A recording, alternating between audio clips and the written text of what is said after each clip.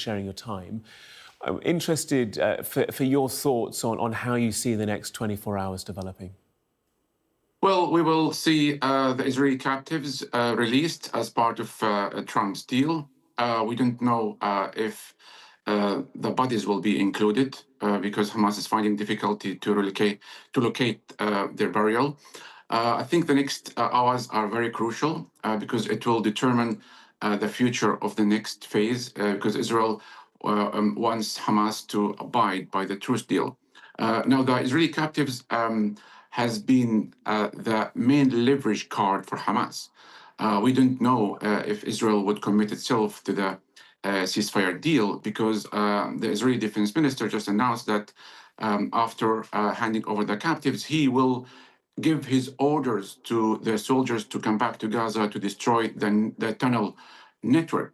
This shows that Israel might violate the ceasefire, might break the ceasefire, like what it did last March. As we speak right now, people are returning back to normality. And of course, the Israeli society, the Palestinians, would be monitoring this development.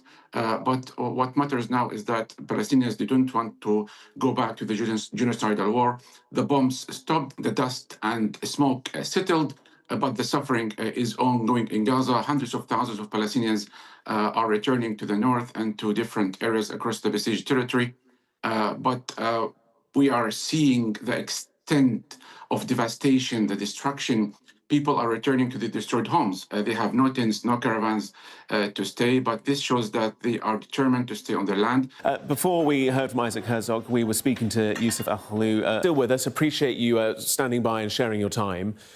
What do you make of the comments you just heard there from Isaac Herzog? He was saying there that the hostages being released would change the Middle East. Well, no doubt that the suffering is immense. Everybody wants to see their loved ones released on both sides, Palestinians and Israelis, because Palestinians, they have 11,000 Palestinian political prisoners, many of whom held without charge or trial. Of course, Israel could have released all the hostages if they did not break the ceasefire last March. This is a fact, and I've heard you ask this question to one of your previous guests. It's unfortunate that it took 2 years to realize that military pressure has failed. Only through negotiations this will materialize. The Israeli army killed many of those hostages.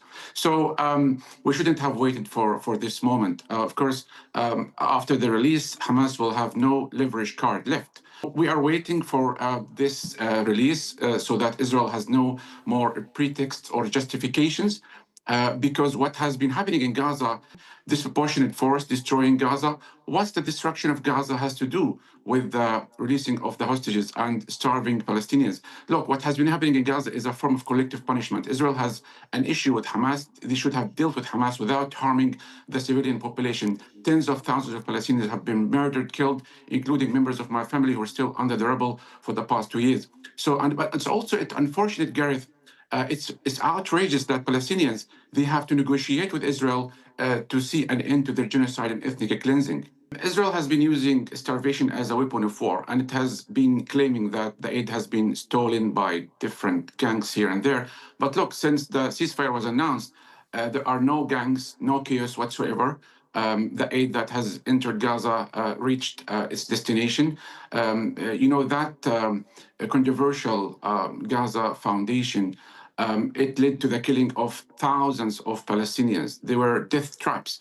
And I think UNRWA is the main international body that is capable of delivering aid because it has been catering for the welfare and needs of Palestinians in Gaza. I think Gaza needs at least 1,000 trucks of aid every day for the next 1 year. All border commercial crossings must be open, including the Rafah crossing between Gaza and Egypt. People cannot find the proper means of survival. So it's important that international pressure is imposed on Israel to allow more aid into Gaza. International staff should be allowed in. International journalists must be allowed in to reveal the extent of devastation. People are returning to their destroyed homes. There are no caravans or tents. People are staying on the rubble. And I think the next phase should require all parties to come together, all stakeholders or shareholders to really resolve this issue once and for all. Because if this business, I call it's a business plan, it's not a peace plan, because it doesn't tackle the root cause of the problem. Israel has been controlling Gaza, besieging Gaza for the past 20 years. Israel has never left Gaza. It maintained digital occupation, digital blockade, and it still control Gaza's airspace, territorial waters, and border crossings. So Gaza has never been free. So this collective punishment must end. The aid must get into Gaza. Israel must stop giving a pretext and justification to say that it does what it does for self-defense. The suffering of in Gaza is unbearable. Israel made Gaza unlivable. Look at this destruction and debris behind you. What on earth is that? It's even worse than an earthquake. So people, 2.2 million people, are still stranded in Gaza. They have no control on their borders. It's important now that Israel really live up to its commitment and honor its deal, because the second phase is going to be very complicated.